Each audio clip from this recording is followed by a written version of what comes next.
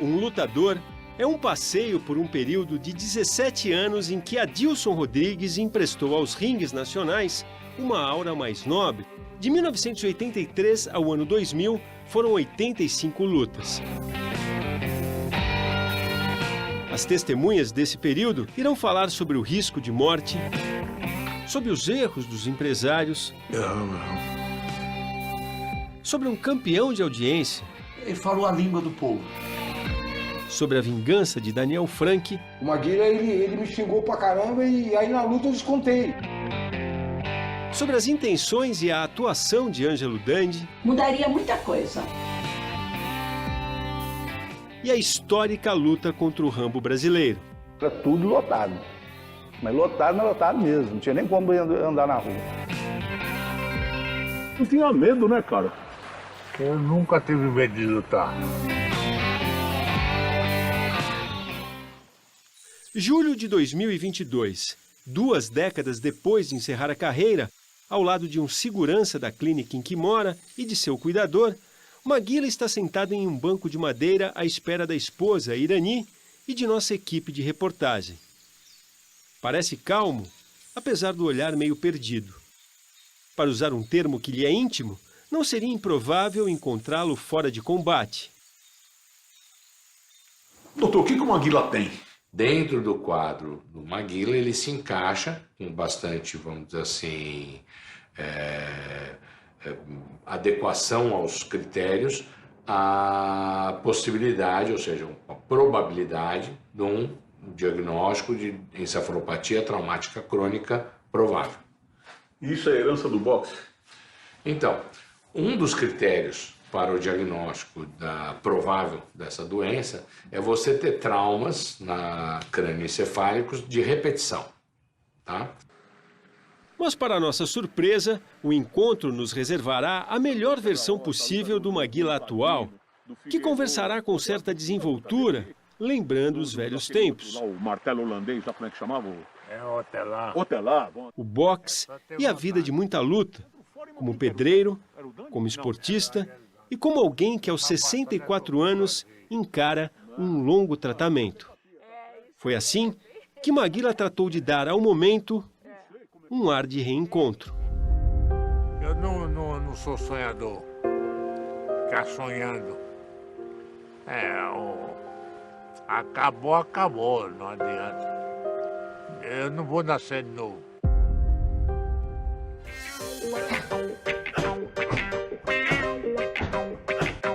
É possível aquilo que a gente constatou? A gente conversou com ele uns 40 minutos. Uns 40 minutos, cara, ele respondeu tudo, ele corrigiu dados, ele deu detalhes. A qualidade de vida do Maguila hoje é muito boa de acordo com a doença que ele tem. E ele mantém isso que você constatou, que é a possibilidade de manter diálogos por um grande tempo, com coerência, contar histórias, se divertir, trocar, né, esse relacionamento. Ele gosta muito do carinho, né, das pessoas. Então, eu acho que, em termos de qualidade de vida, é tudo que um médico poderia sonhar para um paciente dentro desse, é o que ele tem. Parece o jovem Adilson Maguila que, em outros tempos, reinava na academia de seu Ralph Zumbano, na ladeira Porto Geral, na cidade de São Paulo. Eu fui na academia todo sem graça, porque eu já tinha ido em 2 e não me quiseram, né? Disse, não tem vaga não. Aí eu fui no Ralph Zumbano, aí fui sem graça, cheguei lá, eu falei, é o senhor que é o treinador aqui? Ele falou, sou eu mesmo. Eles me chamaram de meninão. Aí na eu ladeira falei, Porto Geral, não foi? Foi. Eu falei, na rua Vanhais. Olha. Aí eu falei, eu queria lutar boxe. Dá pra você abrir uma vaguinha pra mim? Ele falou, pode começar agora. Aí eu falei, mas eu não tenho roupa, não trouxe calção. Eu lhe arranjo um aqui, então aqui.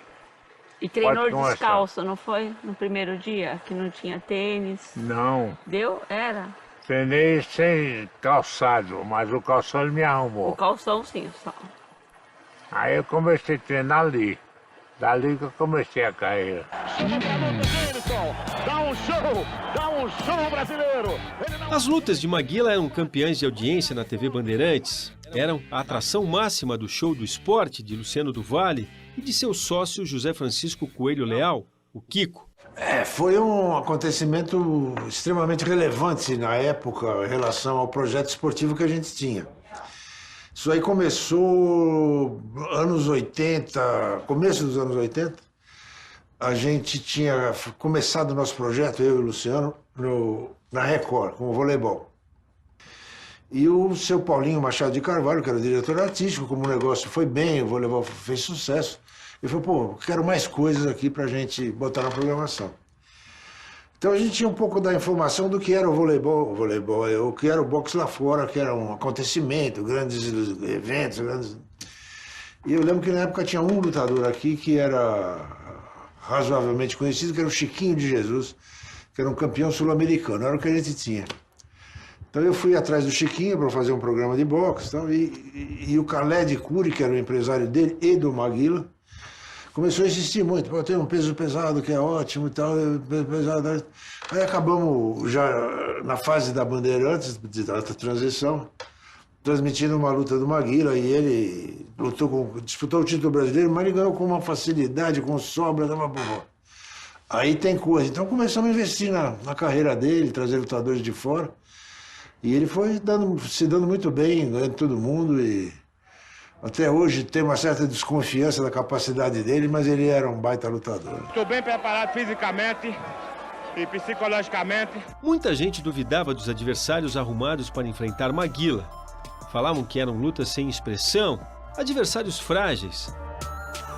Olha, tentou bater, não colocou, atenção, colocou a esquerda, colocou a direita, balançou! Houve uma vez em que o norte-americano contratado se chamava Mike Wright. Nos treinos, chamava mais atenção pela altura do que pelo boxe mesmo. É que o que tinha aqui era uma certa desinformação. Então o pessoal preferia falar que o Maguila derrubou qualquer um, bateu no... Eu lembro que ele foi lutar nos Estados Unidos, lá no Caesar. Bateu no Croupier, não sei o que lá.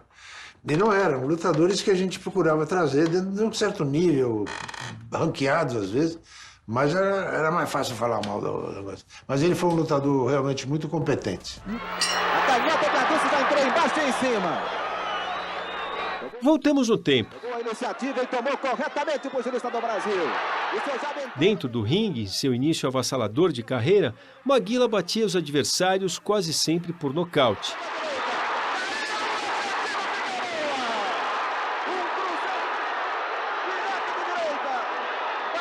Ele tinha conquistado o título sul-americano, que estava vago, enfrentando um argentino. Arrasador Maguila! Está à sua mercê, Figueroa. Ele tem que seguir com calma agora, só colocar. Juan Antônio Figueroa caiu no primeiro assalto em 1984. Pegou na linha de cintura e completou com um cruzado curto de direita. Sentiu a linha de cintura, Figueroa. É feita a contagem, 6, 7, 8, 9, vitória sensacional de Adilson Rodrigues, o nosso Maguila. Argentino, tinha 2 metros de altura. Ele peraí, direitinho, 1,97. Grandão, hein? Você pegou ele no primeiro assalto. Foi. Você lembra? Lembro. Foi direita ou esquerda? Direito. O árbitro Antônio Bernardo atuou em muitas lutas de Maguila. Presenciou fatos curiosos e muitos nocautes, como o do argentino Figueroa, que valeu o título sul-americano dos pesos pesados. Figueroa, quando chegou aqui em São Paulo, 2 metros de altura, ele subiu na corda, na academia para treinar, ele subiu na corda no último ringue, assim. Não passou pelo 2 metros de altura, Maguila fica 1,85, Maguila peso pesado. E ele parecia que, pelas lutas que ele tinha, que ganhou, parecia que ia bem. Antônio Bernardo esteve em cima do ringue ao lado de Maguila em 28 lutas. Na luta contra James Quebra-Ossos Smith, o juiz estava em ação. Ele podia ter ganhado por nocaute. Se ele continua batendo no cara, ele tinha derrubado o Quebra-Ossos. Imagine, Quebra-Ossos que lutou com o Mike Tyson e perdeu por pontos. Lá, a preocupação é com a direita dele. Segundo assalto em andamento. Todos sabem que esta foi a maior exibição da carreira de Adilson Maguila Rodrigues. Bola direita! É Nesta noite, ele lutou como um verdadeiro campeão, calando a boca de quem o achava uma invenção de patrocinadores e empresários. Pela esquerda, pela direita, uma combinação sensacional! Olha o jab, colocou em cima a direita, pega a cabeça, pega a cabeça. A direita pegou James Smith, outra direita. Olha, a luta mais importante da minha carreira, para mim, foi a do quebra-osso. É? Você lembra, foi 10 rounds? 12 rounds. 12? 12 rounds. Olha, você viu? Tá bem calculado de matemática. 12 rounds. E você sentiu, teve algum round que você sentiu que você ia derrubar ele? Senti. É? Mas ele fingia que estava sentindo o golpe, quando eu ia, ele tacava a mão. Pegava duro? Pegava forte pra caramba. Você sentia muita dor? Oh, não, tá de sangue quente. Quente não sente. Porque o quebra-osso tem a pancada do fórum. É seco, né, meu? O bicho era muito forte, quebra-osso. Tava fazendo a luta, no meio da luta veio um copo. O cara joga um copinho desse de plástico no meio do ringue. Pá! Bateu lá e abriu a água. O que eu tenho que fazer? Stop! Um pra lá, outro pra lá. Manda subir um cara, eu não posso ficar enxugando o ringue que abre. Mandei subir um cara com rodo, enxuga aqui, vai pra lá, boxe de novo. Meu, regulamento, eu tenho que parar o boxe. Ô Bernardo, mas você parou a luta na hora que o Maguila tava mal. Pô, é o copo que caiu lá, eu não sei que tava mal agora, pô. Eu vi quando eu vi o copo que caiu, eu parei, pô. Eu não parei na hora, eu parei, tá aí.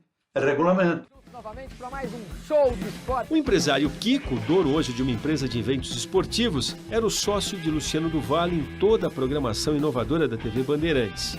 Era a Look, propaganda e promoções. Ele reconhece que Maguila era a cereja do bolo de toda aquela incrível programação esportiva, onde havia atrações como o vôlei masculino, Fórmula Indy, futebol feminino, Rui Chapéu e suas mágicas na mesa de bilhar, e onde uma seleção de craques do futebol despontava, trazendo lendas como Rivelino, Zico e até Pelé, em um atraente campeonato mundial de Masters. Agora Edu direto! A gente chegou a ter luta deles com mais de 30 pontos. 30? A gente punha domingo à noite, às vezes, a luta deles, depois das 8, o Fantástico estourando, a gente ganhava do Fantástico com a luta do Maguila. Não era linear, mas as lutas mais expressivas davam muita audiência. Era o principal produto nosso do show do esporte que você conheceu também. Sou o gongo, começa o combate aqui no ginásio do Ibirapuera, em São Paulo. Kiko conviveu com o fenômeno Maguila desde o início e também admite que a luta contra o norte-americano quebra-ossos foi a confirmação de que o brasileiro poderia sonhar com disputas mais ousadas. Poderia até sonhar em ficar entre os maiores do mundo dos pesos pesados. Ele foi um grande lutador, ele chegou a primeiro do ranking. Claro que a gente procurava dar todo o suporte para ele, de todos os níveis possíveis. Mas se ele não fosse bom, não chegava lá de jeito nenhum. Não. Foi subestimado, eu acho. Muita gente não acha, discute até hoje comigo que ele não foi aquilo tudo, não devia ter passado de 8º do ranking, ou de 7º, pode até ser, é uma tese. Foi medido nos Estados Unidos, a direita dele, foi a segunda maior potência, foi a do Maguila. A segunda maior, primeiro do Foreman, segundo do Maguila, essa direita dele. Então, quando ele pegava essa direita, dificilmente alguém segurava essa direita. E foi assim que ele começou a ir, começou a ganhar a luta por nocaute, porque ele conseguia colocar essa direita. Muitas vezes ele estava perdendo uma luta, quando ele punha essa direita, ia bem. Onde bateu nascia a cabeça, até hoje. Deixou de ser pão duro, Maguila? Era o Cruzeiro. Maguila era assim. Criava frases, tinha uma espontaneidade incrível. Eu não sou pão duro, eu sou todo duro, não tenho dinheiro, como é que eu vou fazer? Conquistava os fãs, mas deixava em alguns a desconfiança de que seus adversários eram comprados, mesmo quando bateu o argentino Falcone e o holandês Otelar em revanches memoráveis, já sob o comando do técnico Miguel de Oliveira, que mudou a maneira de Maguila lutar. E eu quero dar meus parabéns para o Miguel de Oliveira, que sempre me preparou bem para minhas lutas, eu, graças a Deus, estou bem.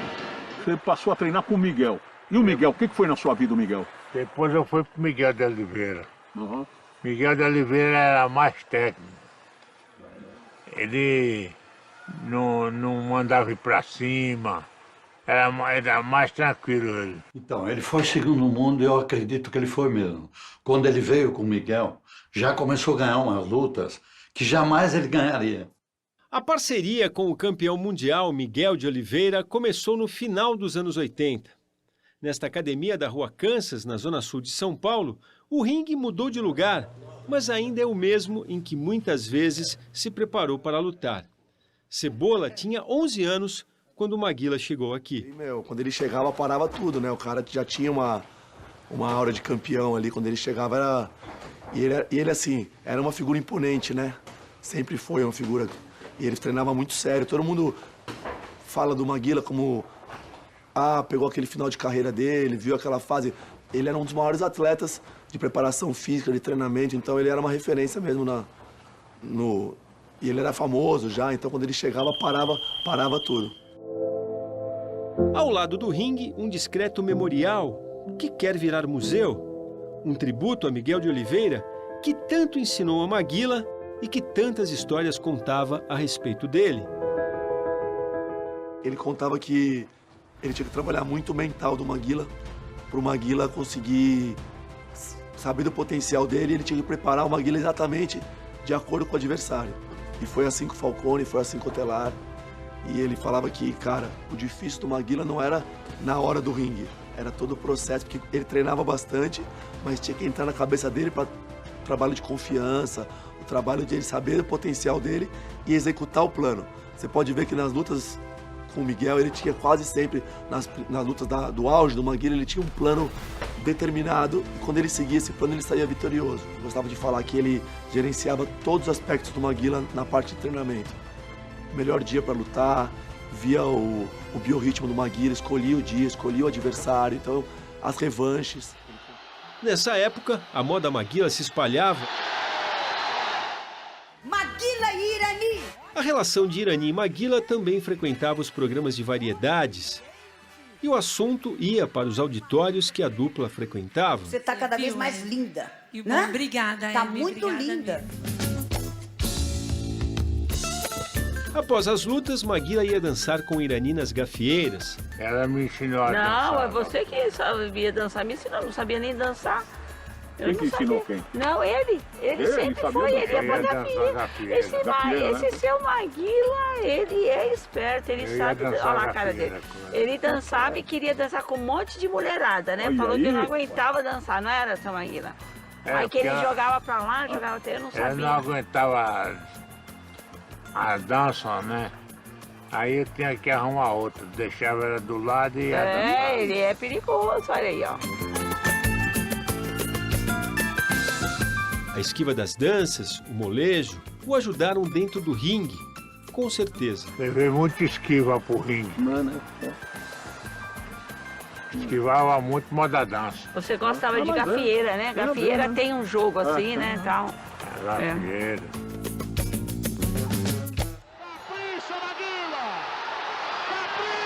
Também entraram para a lista de casos curiosos os agradecimentos de Maguila a todos que lhe prometiam presentes antes das lutas.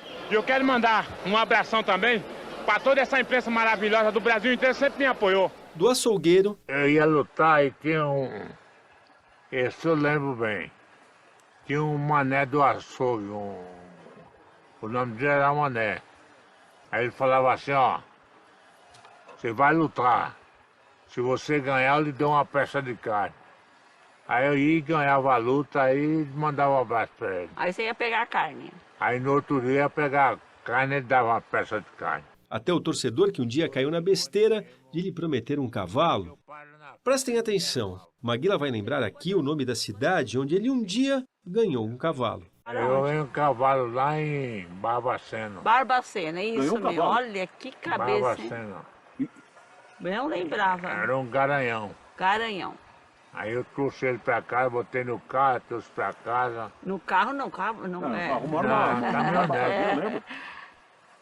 Aí eu botei ele, trouxe pra casa e comecei a andar nele. Cavalo bom danado. Aí os caseiros não cuidavam do cavalo. Eu fui me irritando, aí vendi o cavalo. Espetacular, espetacular! tinham também os casos ocorridos nos bastidores. Certa vez ele quase derrubou a transmissão da TV Bandeirantes. Chegou um belo dia, uma luta, eu não me lembro agora a luta, mas uma luta muito importante, estava ao vivo, e o Luciano do Vale estava lá, estava para narrar, estava todo mundo, né? Um estádio lotado. E no camarim ele sumiu o anel dele. Ele falou simplesmente assim, eu não vou lutar. Aí me chamaram, que eu estava lá, resolvendo as coisas e tal, me chamaram, falou, não, ele não vai lutar. Eu falei, como não vai lutar? Aconteceu alguma coisa, ele passou mal, eu saí correndo. Chego no vestiário, eu falei, dá licença, dá pra sair todo mundo? O que aconteceu? Aí saíram lá, e eu falei, o que aconteceu, Edilson? Ele falou, sumiu meu anel. Eu falei, eu não falei pra você que não era pra você trazer esse anel? Você não pode fazer isso, a responsabilidade, tem patrocinadores, tem um mundo. O Brasil tá te esperando por causa de um anel. Não, eu não vou mesmo, eu não vou, eu não sei o que, ficou nervoso. Ele não me ouviu. Aí eu falei, meu Deus, vou ter que chamar o Luciano. Chamei o Luciano, falei, Luciano, chama o Luciano do Vale. Aí chegou lá o Luciano, largou tudo lá, viemos e conversamos com ele. O Luciano falou, não, Maguila, eu te dou o anel. Vamos lutar? Você tá bem? Vamos fazer essa luta? E ele ficou no pé do Luciano do Vale, até o Luciano dar esse anel para ele. Aí ele levaram meu anel, aí o Luciano do Vale me deu outro. Mas só que você falou que não ia lutar naquela noite. Falei, eu só vou lutar se me dar meu anel. Olha isso, olha aqui, televisão. Aí ganhou a luta, aí fui lutar, ganhei a luta e ganhei o anel. E falou, né, também, falou, o Luciano falou que vai me dar outro anel. Aí eu falei, o Luciano falou que vai me dar outro anel. Aí ele me deu mesmo o anel. Enfim, Maguila podia quase tudo. Até pensar em lutar contra Mike Tyson. Alguém pode acreditar nisso? Quando nós fizemos a luta com Holyfield, ele lutou com o Holyfield. Quando eu vi que o Luciano e o Ramon Escobetti, um espanhol, que era que comandava, arrumou a luta, eu falei, pelo amor de Deus, meu, como é que vocês arrumaram essa luta? O Maguila é segundo do mundo, vai com o título mundial. Com o Mike Tyson, pô. O dinheiro, em vez de ser 800 mil dólares, é 25 milhões de dólares. Era uma coisa absurda. Foi nessa época que Maguila subiu no ranking, ganhou status de estrela internacional. Maguila chegou a treinar nos Estados Unidos e, daqueles tempos, guarda histórias engraçadas. Ele era divertidíssimo, né? Eu lembro que ele foi viajar, uma das lutas, a gente queria preparar uma comissão técnica para dar suporte para ele. Eu lembro que era o Júlio Mazei, o Dr. Osmar de Oliveira, né? Aí ele não queria de jeito nenhum, ele queria, eu vou levar o meu irmão para correr mais eu, e não sei o que lá, ele não quis saber de muita estrutura de apoio. Maguila mandava ver no seu inglês sergipano. E como é que falava camarão em inglês, lembra? Shrimp. E sorvete? E o sorvete? Sorvete. Sorvete vai squint também. Sorvete de morango. Sorvete de morango. Como é que é sorvete de morango? Ice cream strawberry.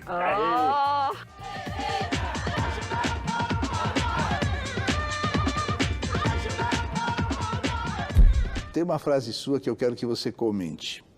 A primeira vez que eu vi Muhammad Ali, me caguei todo. Conta essa história.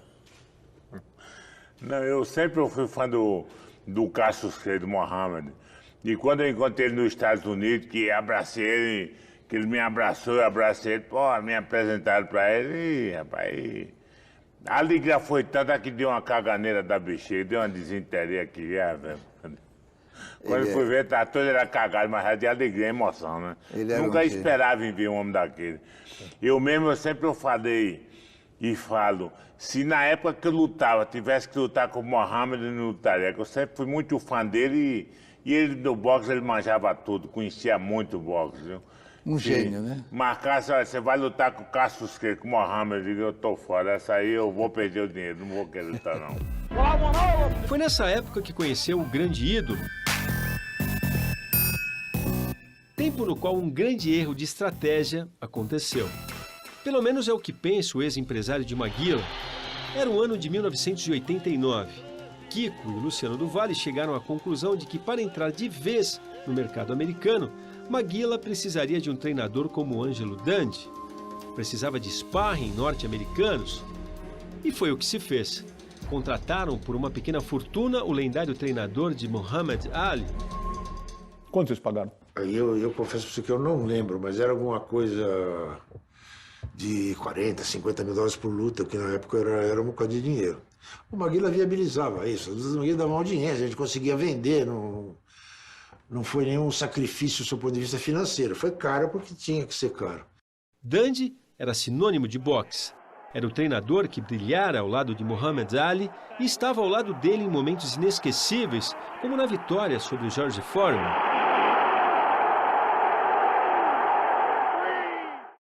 Então vocês erraram de trazer o Dundee?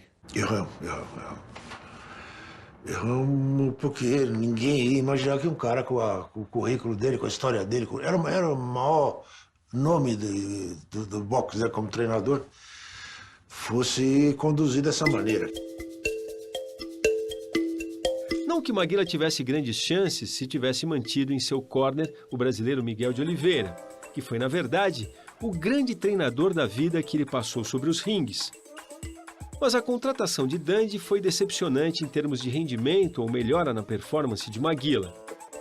Caro, e fazia um serviço meia boca. Ele mandava um assistente dele aqui, chegava 2 dias antes da luta, a gente contratava sparring americano para facilitar, mas não agregou muita coisa na carreira do Maguila, não. Pelo contrário, né?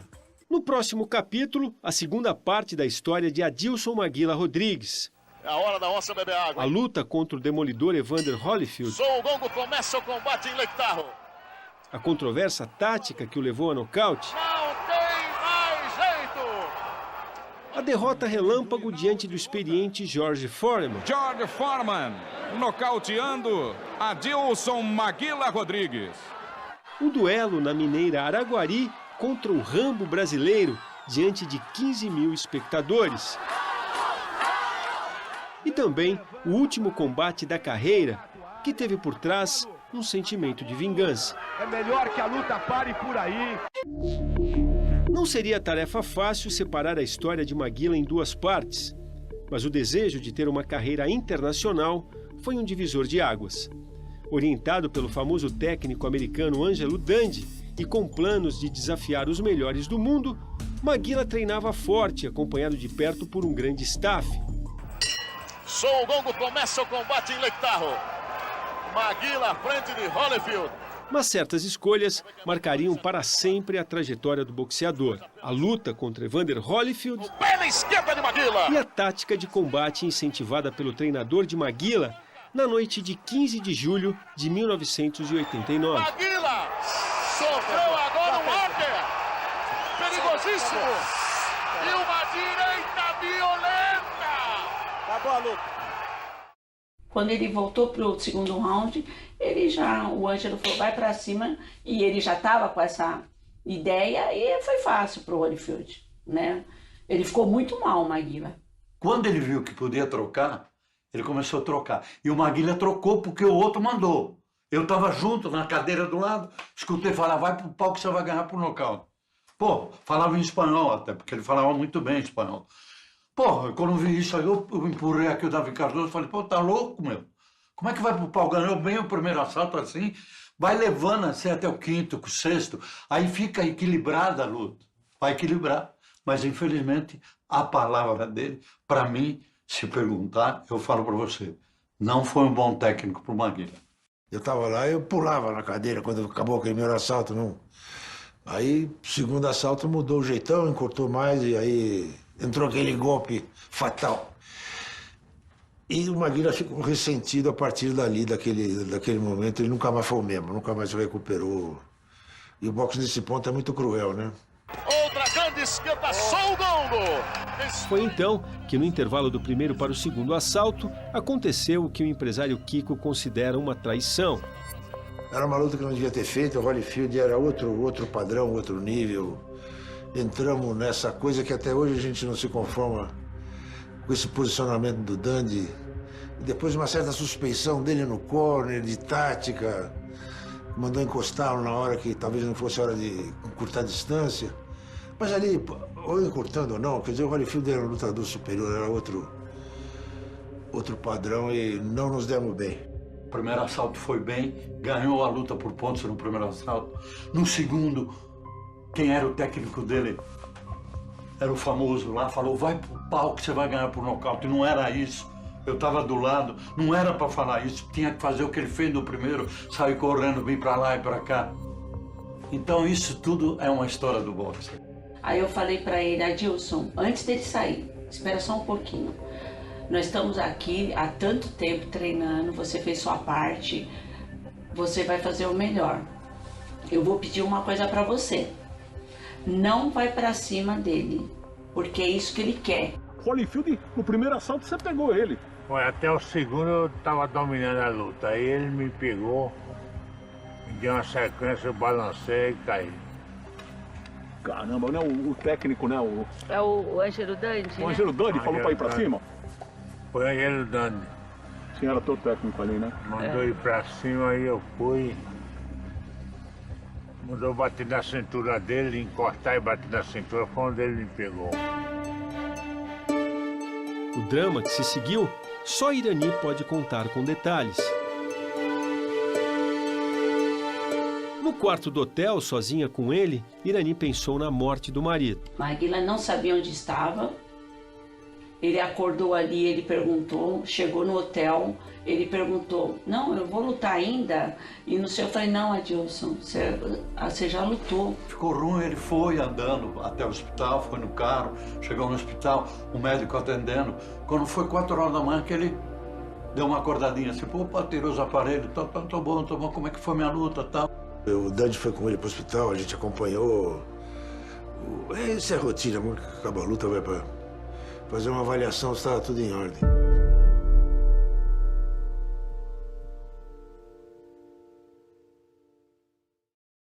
O bom senso mandava que a carreira de Maguila terminasse ali. Ou até que sofresse um bom período de descanso, de recesso. O nocaute sofrido, as pernas tremendo, são imagens que não saem da memória de quem viu a cena ou de quem vê o tape da luta. Ele voltou aéreo, ele não sabia se ele estava em algum lugar. Eu falava, vamos tomar banho agora, né? Ele falou, não preciso tomar banho, eu vou lutar agora. Ele achava que ele ia lutar, ele achava que ia fazer tudo. Foi muito difícil. A força minha, eu não sei, assim, eu sei que veio de Deus, para mim estar do lado dele e passar tudo isso.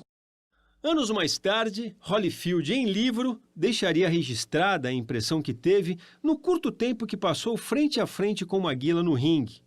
O capítulo, intitulado O Soco que Matou o Sonho do Brasil, reforça o que Maguila deve ter notado também após cair nocauteado. Confesso que não esperava que ele caísse logo. Senti que ele aguentaria uma luta mais longa. Só que ele cometeu um erro e eu me aproveitei disso. É verdade. Kiko lembra ainda que por ter assinado contrato com outros empresários anteriormente, numa situação confusa, a bolsa de $300 mil que iria para Maguila ficou retida pela Federação Local Norte-Americana. E então, Kiko garante que ele e Luciano do Vale tiveram de desembolsar $300 mil para Maguila. Chegou na hora de pagar, tem uma ordem judicial aqui que não é para pagar. Tomei uma canseira de advogado lá dos Estados Unidos para ver se conseguia liberar a bolsa dele. E aí, no fim, o advogado estava mais caro que a bolsa. A gente acabou desistindo. Paguei a bolsa dele para não ter confusão. Mas foi um episódio bem chatinho, assim. Para muitos parecia o fim, mas o produto Maguila era atraente ainda, vendável. Maguila se recuperou e voltou aos ringues, mas não tinha mais a TV Bandeirantes ao lado dele. Por Luciano e Kiko, Ângelo Dandi também não ficaria mais e romperam o contrato firmado. Ele tinha currículo suficiente para não ter se enganado ali. Não, errei, não ficamos com essa sensação, não. Com uma sensação que foi mal conduzido, mal intencionado e acabamos entrando e cedendo. É por isso que eu te falei, quer dizer, não dá para discutir com ele. Eu acho que é isso, ele acha que é aquilo. E a gente não tinha ainda a convicção de que ele não era uma boa pessoa. Luciano do Vale e Kiko resolveram chamar o argentino Amilcar Brusa para tentar dar sequência à carreira de Maguila. Brusa era um nome de respeito no boxe mundial, responsável por campeões como Carlos Monzon, mas Brusa fez um diagnóstico sombrio. Fizemos com o Maguila todos os exames, estava tudo em ordem, e o cara falou, era muito experiente, falou, ele está ressentido, é melhor não insistir na carreira dele. O cara tá bem, não tem nada. Ele falou, mas eu tenho experiência nisso e tal. E ele tinha razão. Os exames pareciam normais, mas Brusa, do alto de sua experiência, percebeu que Maguila estava com problemas que iriam se agravar com a sequência da carreira e não aceitou a incumbência de redirecionar os caminhos do brasileiro. Porque o boxe é aquele que não é que dá, que morre, é o que fica tomando golpe na cabeça. Se souber parar na hora certa, como o Popó parou, chegou, não faz mais, tá bom, é aí, ganhou dinheiro, vai embora. Agora, fica depois parando 2, 3 meses, 1 ano, 2 anos, e vou voltar a lutar. Aí é o perigo. É o perigo porque você já não tem aquele preparo que você tem quando tinha antes. Sabe, vai voltar a lutar com 40 anos, 45, 35, isso não é pro boxe. O boxe é juventude e parou. Ganhou aquilo que tem que ganhar, para. E ele não queria parar de lutar, depois seguiu a vida dele. Era até aflitivo para quem viu o Maguila no auge. Ele pegava lutadores que ele ganhava com certa facilidade. Você via que ele já tinha muita dificuldade e ressentia os golpes. Mas faz parte. E a carreira do campeão popular seguiu em frente, sem Kiko e Luciano do Vale. As lutas do Rei do Ibope seriam mostradas a partir de então pelo SBT. Irani conseguiu contato com Guilherme Stoliar. E o diretor do Sistema Brasileiro de Televisão conseguiu as transmissões e um novo patrocinador. E no dia 16 de junho de 1990, um novo erro de percurso. Uma luta contra o indestrutível George Foreman. E quando ele foi lutar com o George Foreman, eu falei, meu Deus, o cara não era nem o quebra-ossos que era o guarda-roupa, era o George Foreman, né? O cara é muito, sei lá, ele é muito experiente, né? E a força dele, né? Eu falei, poxa, vai devagar, porque o cara pega. E quando ele deu um soco no Maguila, que eu tava próximo, eu vi fazer assim, ó, me gemei assim, nossa, eu tava grávida, o meu filho virou. Eu saí de lá e fui pro vestiário, eu não aguentava, viu? Foi muito difícil aquela luta.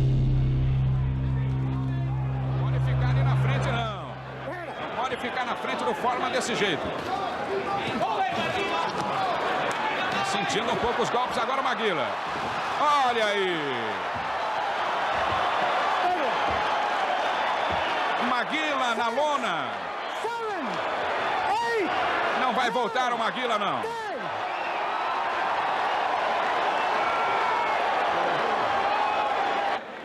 George Foreman nocauteando Adilson Maguila Rodrigues. Você falou, uma carreta, como é que você falou? Parecia um caminhão? Parecia um caminhão. Passando em cima? Passando em cima. O bicho tem a mão muito pesada. É mais pesada que a sua? E muito forte. Mais pesada que a minha e muito forte. E aguentava apanhar. Porra. Ele era um guarda-roupa, né? O pobre era um guarda-roupa. Deveria ser o fim do espetáculo. Fim do fenômeno dos ringues? Não foi. Adversários mais frágeis foram programados a partir de então, e assim Maguila seguiu lutando, vencendo, sem as mesmas aspirações, mas não era mais um líder de audiência. Mantinha o humor e até se transformou em comentarista econômico do programa Aqui Agora. E a partir de hoje, o preço do cimento está liberado. Ô campeão, Maguila, parece que entrou areia agora aí. O pobre não constrói mais com cimento, de que jeito? Ele tá fazendo barraco de madeira e ainda debaixo do viaduto, que fecha do lado e entra de baixo. Enquanto aumenta esses preços absurdos, é o povão. Ele falava as perguntas lá, eu falava, viu, o povo sai. Para quem não convivia com ele no dia a dia, as coisas pareciam normais. Mas nos bastidores já se trabalhava para a ascensão de um novo campeão para os pesos pesados. E ele estava na mineira Araguari, na figura do lutador de Muay Thai Edmilson Tonácio. Jovem ainda, veio buscar uma chance em uma academia em São Paulo e deixou o técnico Vitor Ribeiro encantado. era um nocauteador. Cheguei lá, o Vitor gostou de mim lá e eu peguei e fiquei, sabe? Eu já fiquei lá, fiquei mais ou menos lá umas 2 ou 3 semanas, não me lembro bem. Aí na hora de vir embora, ele pegou, falou, ó, você vai lutar, vai defender Osasco nos Jogos Abertos do Estado de São Paulo. Então, mais ou menos com um mês e pouco, aí eu voltei para São Paulo, né, e ganhei os Jogos Abertos do Estado de São Paulo. Edmilson ganhou todas as suas lutas iniciais por nocaute, ganhou o torneio Forza dos Campeões, ganhou os Jogos Abertos na cidade de Santos e ganhou também o apelido de Rambo brasileiro. Foi o Newton Campos, ele mais o Luciano do Vale, né? Que foi até nos Jogos Abertos do Estado de São Paulo mesmo, eu ganhei lá. Aí o Newton Campos estava lá, ele já começou a conversar. Aí eu fui para a Forja de Campeões. Aí na Forja de Campeões, como era televisionado, ele já lançou o apelido do Rambo. Porque eu tinha o cabelo comprido, aquele negócio. Aí ele falou assim, não, esse é o Rambo brasileiro. Aí pegou. Incentivado pelos empresários do boxe nacional, sedentos por um novo fenômeno Maguila, o Rambo passou a profissional e com 5 lutas, 5 vitórias, o Rambo brasileiro resolveu desafiar Maguila pelo título nacional. Parecia algo muito precoce, mas a pressa por um novo ídolo o contagiou, a tal ponto que ele resolveu entrar na empreitada como lutador e empresário. O pessoal aqui de Araguari estava querendo. Eu tinha aqui uns amigos meus que eram empresários junto comigo. Aí eles resolveram falar assim, ó, vamos botar uma luta aqui dentro de Araguari? Eu falei, ó, vocês que sabem, para mim não tem problema não. Aí eles foram conversando, e chegou no Maguila. Aí o Maguila pegou e falou, ó, eu lutar com você, eu luto, por $25 mil. Era muito dinheiro. Aí o pessoal ficou meio assim, falou, mas como é que nós vamos fazer? Eu já estava ganhando, falei, vamos botar ele. Vamos botar ele aí, e foi. A sorte minha com esses $25 mil que a gente fez, foi que Araguari foi muito bom, porque só de pagante foram 15 mil pessoas pagantes. Amparado pelo sonho e pelos amigos da cidade, Edmilson se prontificou a encarar o desafio. A luta seria no campo de futebol do Araguari Esporte Clube. Maguila esteve em Araguari para assinar o contrato. E os treinos de Edmilson, que antes eram só na academia, passaram a incluir treinos à la Rocky, o lutador. Ao invés de socar carne como Sylvester Stallone, socava os troncos de bananeiras, façanha que realiza até hoje. Na época, o dinheiro dos empresários de Araguari não chegou na medida prevista. Antes da luta, Maguila disse que só entraria no ringue se recebesse antecipadamente o dinheiro. Mas para completar os $25 mil, Edmilson contava com a arrecadação dos 15 mil ingressos colocados à venda. Só a muito custo conseguiram juntar a quantia e garantir a subida ao ringue do adversário famoso. Maguila pegou e falou, ó, o negócio é o seguinte, se não me pagar os 12 mil, que é o restante, eu não vou pisar no ringue. Aí o pessoal falou, mas acontece que já te pagaram 12 mil, nem ia pagar isso, não precisava, eles fizeram um coquetel e pagou. Mas você tinha que lutar, porque o dinheiro da bilheteria que vai pagar você. Aí o que aconteceu? O Geraldo da Mondemar falou, não, peraí, como estava fechado o banco do Itaú, ele telefonou para o gerente, foi com a polícia lá, junto com o Maguila, abriu o banco e ele pegou um dinheiro lá e passou para o Maguila, senão não teria a luta. A luta foi transmitida para todo o Brasil pela Record. E durante todo o combate, se ouvia o grito da torcida.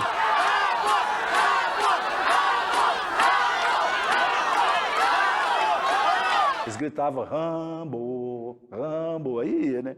Aquilo ali, você tenta o máximo. Mas tá um negócio, não deu certo, né? Mas como é que faz? Edmilson Tonásio, lutador de Muay Thai e um exímio nocauteador, nunca tinha beijado a lona. E tinha um preparo físico excepcional. Tinha também quase 15 quilos a menos que o adversário. E teve ainda uma chance de vencer o combate, ou ao menos de tentar encurralar o Maguila no terceiro round. É o quinto assalto. Acontece que no quinto assalto, a direita do Maguila entrou firme e forte. Caiu o Rambo. Ponta do queixo. A contagem por parte do Malgaroso termina o combate em Araguari, Minas Gerais. Não teve jeito. A pancada quando pega, né? Como eu não tinha experiência nisso. Outro, eu nunca tinha perdido. Nem por pontos, nem por nocaute. Parece que tira o seu chão mesmo, né? Literalmente. Entendeu? É muito ruim. Além do orgulho de ter enfrentado Maguila e de ter organizado um evento histórico para Araguari, o Rambo brasileiro ficou ainda com o trauma de uma derrota e um prêmio de consolação. Para mim, falar a verdade, o pessoal pergunta até hoje. Admilson, aquela luta lá deu dinheiro para você? Falei, rapaz, para mim sobrou. Eu lembro que eu paguei todo mundo. Avião, hotel, alimentação e mais o pessoal que lutava antes da minha luta preliminar. Paguei tudo. Eu mais os empresários. Foi o Maurício Ramos e o Geraldo da Modern Máquinas. Sobrou para mim um par de Rainha System, que hoje eu acho que não resiste mais. Era uma que tinha uns negocinhos que você botar lá 3 bolinhas. Sobrou um par de tênis para mim. Edmilson continuou a carreira, chegou a lutar fora do Brasil, mas parou logo.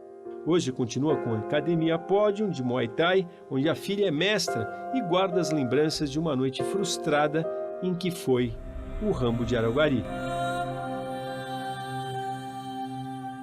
Aqui dentro de Araguari o pessoal me conhece. Eu estou aqui, já chega um cara que já foi aluno meu antes. Falou, Edmilson, estou trazendo aqui meu filho, estou trazendo aqui meu neto. Toma meu neto aqui para você tomar conta dele. Aí eu falo, pode deixar aqui que eu tomo conta. Então bom é isso, sabe? Vem Adilson, Maguila Rodrigues. Maguila, depois disso, lutou mais 40 vezes. Já não perseguia grandes façanhas? Ainda assim conquistou o título da Federação Mundial de Boxe contra o britânico Johnny Nelson em 1995. O campeão mundial é Adilson Maguila Rodrigues! Aqui no Brasil, não tinha um peso pesado? Não. Então, ele era o único. Então, ele tinha que ser se eu fosse ele, eu teria que mudar. Ele mudar para os Estados Unidos, ele ter ficado lá, ele ter se aperfeiçoado a cada vez mais, não ter pressa, que a hora dele ia chegar, ele ia ser o Maguila, como ele vai ser, e o brasileiro é assim, o brasileiro ele tem uma memória fraca. Eu falo que aqui no Brasil não tem lugar para perdedor. Claro que se tivesse parado após a luta com Holyfield, não teria alcançado este título. Nem teria o incrível currículo de 85 lutas com 77 vitórias, sendo 61 por nocaute. Acontece que não teria também as consequências causadas pelos golpes sofridos.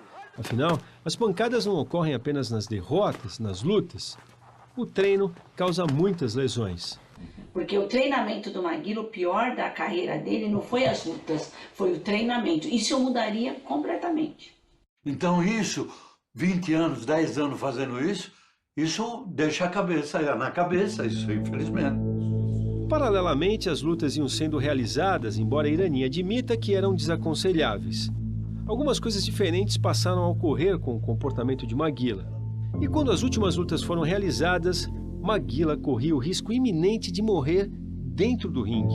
Quando ele lutou e ganhou a última luta, que eu parei e falei, eu não vou ser mais empresária, e você não vai mais lutar, ele falou, eu duvido que eu não vou mais lutar. Falei, Adilson, você não está bem, porque o médico, a equipe médica que cuidava do Maguila falou, Irani, ou o Maguila para de lutar, ou ele pode morrer no ringue, hein? Ele pode morrer no ringue, ele tá treinando, mas ele pode morrer, o Maguila não tá legal. Então, veio a última, a derradeira.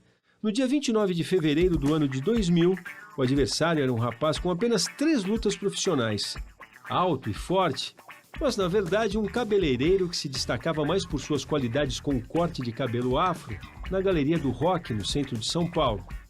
E no início foi difícil assimilar, né? Porque você tem que ter mão dura no ringue, né? E para cortar cabelo é o oposto. Tem que soltar a mão, não pode bater a mão no cabeça do cliente e falar, pô, esse cara... Então eu nem falava que lutava boxe. porque senão eu ia perder todos os meus clientes.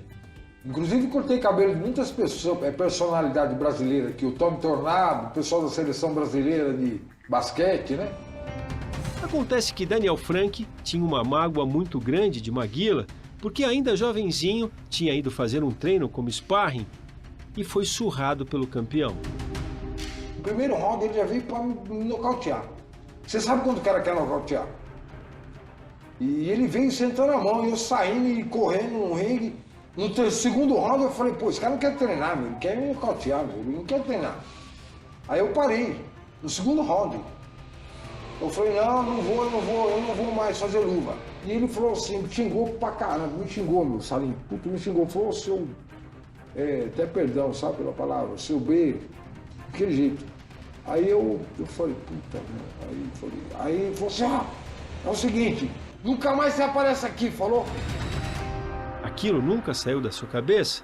Daniel Frank tinha uma conta a acertar e Maguila já não estava bem.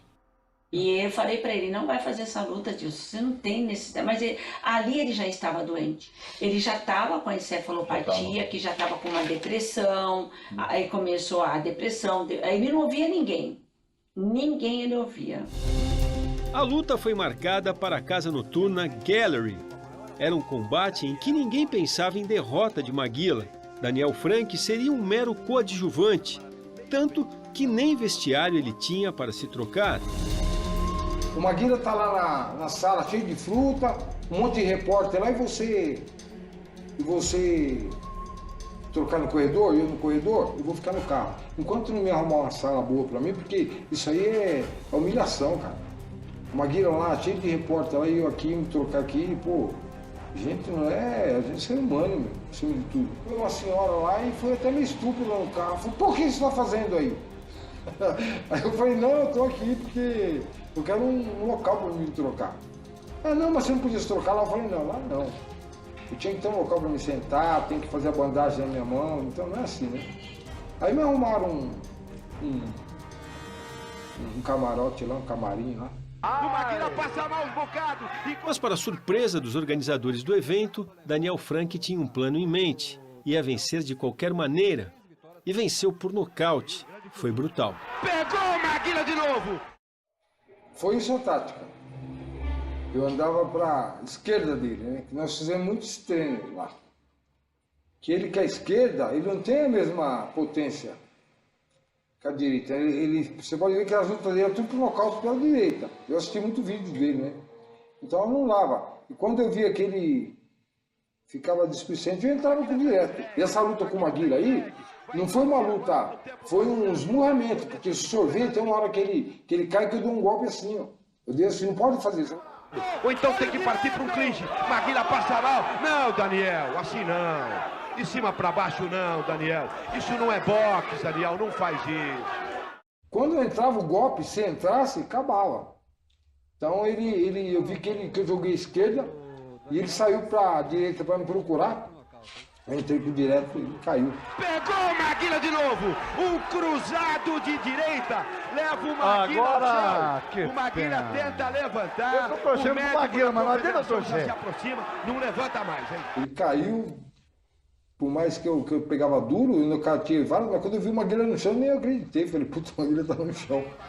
Meu irmão ainda pulou no ringue, pulou lá em cima lá, e foi uma festa, viu? Terminou a luta. Vitória por nocaute no quarto assalto de Daniel Frank. Se para Daniel foi um começo, surge aí uma grande novidade. Para Maguila foi o fim. Deveria ter parado antes, não parou. Hoje, ao contrário da vida frenética que levava entre treinos, viagens e lutas, desfruta a calmaria e paz que a natureza oferece. A rotina de adrenalina e muito trabalho na preparação para os combates ficou para trás.